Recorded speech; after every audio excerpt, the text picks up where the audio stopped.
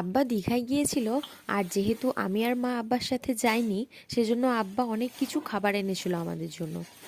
আর সেই জন্যই তোমাদের সাথেও শেয়ার করতে চলে এলাম।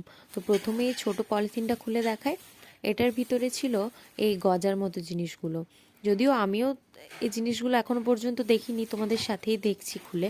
তো দেখো, প্রথমেই একটা বড় ডাব্বা বের করলাম, আর সেটাতে পুরো ডাব্বা ভর্তি ছিল সোনপাপড়ি। আর এখানে নামটাও লেখা আছে, তোমরা চাইলে কিনতে পারো।